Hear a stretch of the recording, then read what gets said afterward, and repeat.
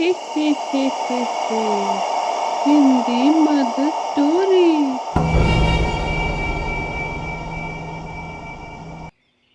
एक बार की बात है। कानपुर नाम का एक गांव था। उस गांव में अमृता नाम की लड़की रहती थी। वो बहुत ही सुंदर थी। सभी जगह उसकी खूबसूरती के चर्चे होते थे। गांव के सभी लोग उसे देखते ही रह जाते थे। पता है, मेरी शादी जिससे होगी वो बहुत सुंदर राजकुमार होगा। मैं तो राजकुमार से ही शादी करूंगी। तुम लोगों की तरह थोड़े ही हूँ जो किसी भी ऐरे गहरे से शादी कर लूं। ज्यादा बड़बोली मत बनो। अपनी खूबसूरती पर घमंड करिए तो गोबर में गिरियो, बता रहे हम। इस तरह से दिन बीतने लगते हैं। एक दिन अमृता की शादी आरव नाम के लड़के से हो जाती है। आरव बहुत ही सीधा साधा लेकिन बहुत ही अमीर लड़का था। वो दूसरे शहर में नौकरी करता था। वो दिखने में ज्यादा सुंदर नहीं था, लेकिन अमृता ने उससे उसके पैसों की वजह से शादी की थी। शादी के बाद अमृता आरव के साथ कहीं नहीं जाती थी, जबकि आरव के छोटे भाई नीरज के साथ ही जाती थी। नीरज बहुत ही हैंडसम था। अमृता, तुम मेरे साथ कहीं क्यों नहीं जाती हो? क्या मैं तुम्हारा पति नहीं हूँ? आपके साथ जाने से मेरा स्टैंडर्ड गिर जाता है। आपको ना कपड़े पहनने की तमीज है, ना ही फैशन करने की। मैं क्यों आपके साथ जाऊं? ये सुनकर आरव को बहुत बुरा लगता है। लेकिन इस तरह दिन बीतने लगते हैं और आरव के वापस काम पर जाने के दिन आ जाते हैं। आरव अपना बैग पैक कर लेता है और जाने के लिए तैयार हो जाता है।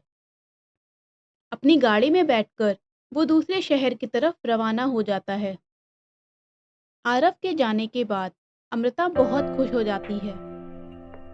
सजना है मुझे देवर जी के लिए, सजना है मुझे देवर जी के लिए। इतनी सुंदर हूँ मैं, क्या करूँ क्या करूँ क्या करूँ। इतनी सुंदर हूँ मैं, क्या करूँ क्या करूँ क्या करूँ। नीरज सुबह सुबह कॉलेज जाने के लिए तैयार हो जाता है। भाभी, आज मैं कॉलेज जा रहा हूँ। आज दिन में मेरा खाना मत बनाइएगा प्लीज। अरे क्यों देवर जी, क्या बात हो गई भला? खाना क्यों नहीं खाएंगे आप? नीरज थोड़ा शर्माते हुए कहता है। अरे भाभी, वो आज कॉलेज के बाद आपकी होने वाली देवरानी के साथ खाना खाऊंगा ना, इसलिए बोल रहा हूँ।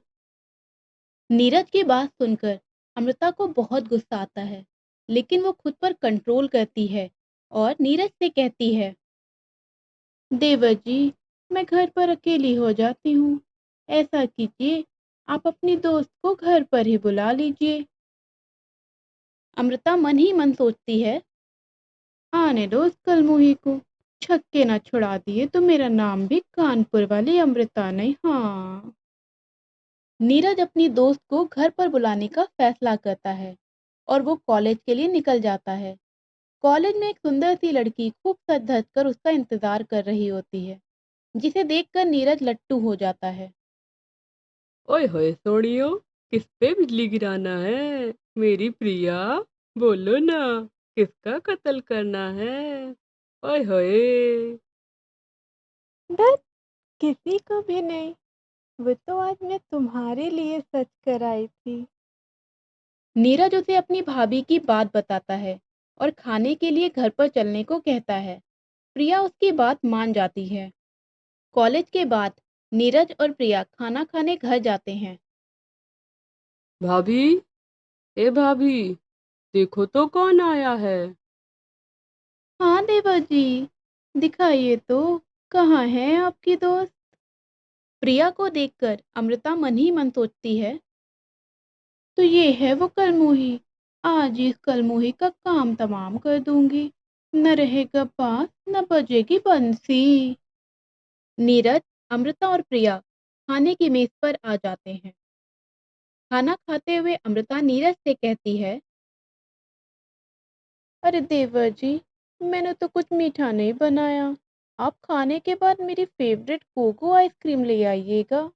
आपके दोस्त को भी बहुत पसंद आएगी। अमृता ने दूसरे गांव से गोगो आइसक्रीम लेने के लिए नीरज को भेज दिया। नीरज के जाते ही अमृता के चेहरे पर शैतानी मुस्कान आ जाती है। वो प्रिया को घर के पीछे चलने के लिए कहती है। घर के पीछे पहुंचकर अमृता उस पर बंदूक तान देती है। इतनी सी चुहिया भर की हो और मुझसे मेरे तेवर राजा को छीनोगी? अरे अरे भाभी, आप ये क्या कर रही हो? आप मजाक कर रही हो ना? मैं कानपुर वाली अमृता हूँ, अमृता।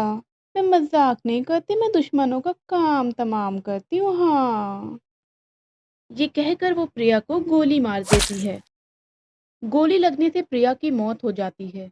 लेकिन प्रिया अपनी मौत का बदला लेने के लिए चुड़ैल में बदल जाती है।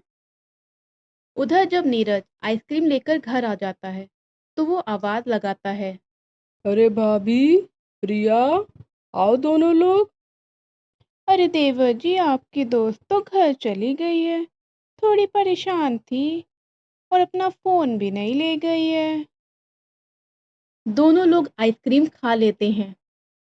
अगली सुबह नीरज कॉलेज जाता है। वहां उसे कहीं प्रिया नहीं दिखाई देती। तब उसे प्रिया की दोस्त माला दिखाई देती है। वो माला से प्रिया के बारे में पूछता है। अरे माला, आज प्रिया नहीं आई? अरे, प्रिया तो तुम्हारे साथ गई थी, तब से वो घर ही नहीं आई। ये सुनकर वो परेशान हो जाता है और मन ही मन प्रिया के सेफ होने की उम्मीद करता है। नीरज ये सब सोच रहा होता है, तभी वहां चुड़ैल बनी प्रिया आ जाती है। नीरज, नीरज, मैं यहाँ हूँ, तुम्हारे पास। प्रिया को देख नीरज एकदम आश्चर्यचकित हो जाता है। प्रिया उसे सब कुछ बताती है और अमृता को सबक सिखाने के लिए कहती है। घर आकर नीरज अमृता से कहता है। भाभी, मेरे लिए जल्दी से खाना बना दो, मुझे बहुत भूख लगी है। अमृता किचन जाती है और जल्दी जल्दी खाना बनाने लगती है। खाना बनाते हुए उसे चावल में लंबा सा बाल दिखाई देता है। अरे ओ कानपुर वाली भाभी, देखो तो क्या ये मेरी लंबी चोटी का बाल है क्या?